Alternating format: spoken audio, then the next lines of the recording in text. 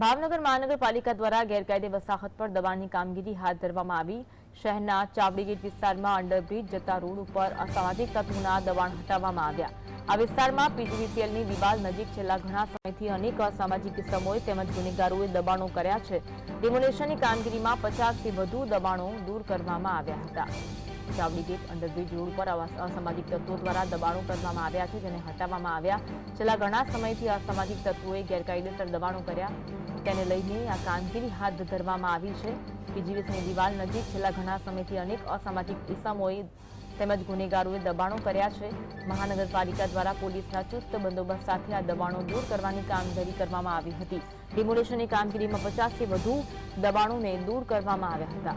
ભાવનગર મહાનગરપાલિકા દ્વારા ગેરકાયદેસર વસાહત પર બુલડોઝર ફેરવવામાં આવ્યું। ચાવડી ગેટ અંડરબ્રિજ રોડ ઉપર અસામાજિક તત્વોએ દબાણો બનાવ્યા છે, તેને લઈને આ કાર્યવાહી કરવામાં આવી। પોલીસનો ચુસ્ત બંદોબસ્ત ગોઠવવામાં આવ્યો અને દબાણ હટાવ ઝુંબેશ હાથ ધરવામાં આવી હતી। છેલ્લા ઘણા સમયથી અસામાજિક તત્વો દ્વારા આ દબાણો બનાવી દેવામાં આવ્યા છે, જેને દૂર કરવાની કાર્યવાહી કરવામાં આવી હતી। પોલીસને સાથે રાખીને દબાણ હટાવ કામગીરી કરાઈ હતી।